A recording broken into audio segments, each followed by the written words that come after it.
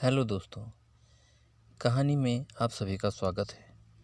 आज की इस कहानी का नाम है चुटकी खाने वाली बहू या एक फैमिली स्टोरी है। अगर आपको हिंदी फैमिली स्टोरी, सास बहू स्टोरी या सास बहू की कहानियाँ सुनने का शौक़ है तो इस कहानी को पूरा ज़रूर सुनिए। यह एक मोरल स्टोरी है। तो चलिए हम कहानी की तरफ चलते हैं। सुरभि की एक बहुत ही बुरी आदत थी। वह हमेशा से ही चुटकी खाती रहती थी और वह इस मामले में कभी भी किसी की नहीं सुनती थी। सुरभि अपनी माँ अनीता के साथ रहती थी। ऐसे ही एक दिन सुरभि कॉलेज से घर आती है और चुटकी खा रही थी कि तभी उसकी माँ अनीता उसे देख लिया और वह सुरभि को जोर से थप्पड़ मारती है और बोलती है, अनीता, तुझे मैंने कितनी बार समझाया है कि ये सब मत खाया कर। यह सब खाने से तेरे ही शरीर पर नुकसान होगा। तो मेरी बात कभी सुनती क्यों नहीं? मैं जो चीज़ तुझे मना करती हूँ तुझे करनी है। अरे मैं तेरी कोई दुश्मन हूँ जो तेरे लिए बुरा चाहूँगी? तू मेरी बात नहीं सुनती। क्यों तू अपनी माँ तक का खून जलाती है? ये खाने से तुझे क्या मिल जाता है? सुरभि, माँ आपको क्या दिक्कत है? अरे मैं कुछ भी खाऊँ उसमें क्या हो जाएगा? आप भी ना हर छोटी छोटी बातों को लेकर बहुत गुस्सा करने लग गई हैं। मैं कुछ बोलती नहीं हूँ, इसका मतलब यह नहीं कि अब कुछ भी बोलती रहो। चुटकी इतनी बढ़िया चीज़ होती है, मुझे खाना अच्छा लगता है, मुँह फ्रेश फ्रेश लगता है, तो क्या दिक्कत है इसमें? मैं तो कहती हूँ आप भी खाओ, आपको भी खानी चाहिए, इसमें कोई बुराई नहीं है। अनीता, हे भगवान, इस लड़की का क्या होगा? मैं इससे कितना भी समझा लूँ, कुछ भी समझा लूँ, कभी इसके दिमाग में मेरी बात जाती क्यों नहीं? अरे मैं तुझे बोल भी क्या रही हूँ? तुझे करनी तो अपने मन की है। मैं तुझे कुछ बोलूँगी ही नहीं। जो करना है कर, जो खाना है खा, तेरी मर्जी। वैसे तेरी सास आएगी आज, उन्होंने कहा है कि शादी का लहंगा देखने के लिए मुझे जाना है वहाँ। सुरभि, आपने एक गलत मुसीबत मेरे सर पर डाल दी और मुझे इतनी जल्दी शादी नहीं करनी थी। आपने मेरी शादी तय कर दी क्योंकि मैं आपकी सुनती नहीं, बस इसलिए मैं शादी के लिए मान गई। लेकिन अभी भी बोल रही हूँ कि मुझे शादी में ज़रा भी दिलचस्पी नहीं है। शादी करके ज़िंदगी तो बर्बाद होती ही है, पर वो ज़िंदगी तो अभी भी बर्बाद है। अनीता, थोड़ा तमीज़ से बात कर। मैं कोई तेरी सहेली नहीं हूँ जो कुछ भी बोले। मैं तेरी माँ हूँ। मैं कुछ भी नहीं सुनने वाली हूँ। और हाँ, बोल दिया कि तू उसके साथ जाएगी अपनी शादी की शॉपिंग के लिए, मतलब जाएगी। मुझे इसके आगे कुछ भी नहीं सुनना है। ठीक है, अब जा, जल्दी से जाकर तैयार हो जा। बकवास करने के लिए कह दो तो वो बड़े बड़े मज़े से करेगी, काम करना एक भी नहीं जानती। सुरभि की शादी भी तय हो गई थी, इसीलिए वो अब अपनी शादी की तैयारी में लगी रहती है। ऐसे ही कई दिन निकल जाते हैं और कुछ दिनों बाद सुरभि की शादी मयंक नाम के लड़के से हो जाती है और शादी के बाद वह अपने ससुराल आ जाती है। ससुराल आने के बाद वह घर को अच्छे से संभाल लेती है, लेकिन वह जब देखो चुटकी ही खा रही थी। ये बात उसकी सास को नहीं पता होती है। एक दिन सुरभि की सास माला उसे कहती है, बहू, मैं काफ़ी दिनों से देख रही हूँ तू जब देखो कुछ ना कुछ चबाती रहती है। अरे कुछ अलग सा खाती है क्या तू? हमेशा ही तेरा मुंह चलता रहता है। मुझे भी बता दे, मैं भी कुछ खा लिया करूँगी। वैसे भी मैं बूढ़ी हो गई हूँ, ज़्यादा समय तक मेरे दांत चलने वाले नहीं। बता क्या खाती रहती है? सुरभि, अरे नहीं माँ जी, आपके काम की चीज़ नहीं है। आपके काम की चीज़ होती तो मैं खुद ही बता देती। और मैं काम कर रही हूँ, काम के समय मुझे कोई डिस्टर्ब करता है, ये मुझे बिल्कुल भी पसंद नहीं आता। इसलिए पहले मैं काम करूँगी और फिर बाद में आपसे आराम से बात करूँगी, ठीक है ना? माला, चल ठीक है बहू, तू काम कर ले। मगर अक्सर माला अपनी बहू से पूछती रहती है, लेकिन सुरभि कभी भी अपनी सास को कुछ नहीं बताती कि वह क्या खाती है। ऐसे ही एक दिन सुरभि चुटकी खाने के बाद थूकने जाती है कि तभी वह थूक उसकी पड़ोसन विमला पर जा पहुंचता है।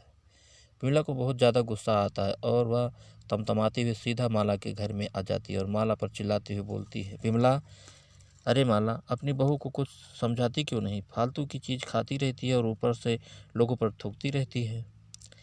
अभी मैं जा रही थी गली से कि तेरी बहू ने मेरे ऊपर पता नहीं क्या पान वान खाकर थूक दिया। मेरे मुंह पर लाल लाल देख क्या गिरा है? अपनी बहू को समझा ले। मैं तुझे कब से जानती हूँ, इसलिए प्यार से बोल रही हूँ। यही कोई और होता तुझे तो उसे सीधा करना अच्छे से आता है, ये बात तू भी जानती है। माला, अरे मेरी बहू पान वान कुछ नहीं खाती, ऐसी आदतें नहीं है मेरी बहू की, तुझे कोई गलतफहमी हुई होगी।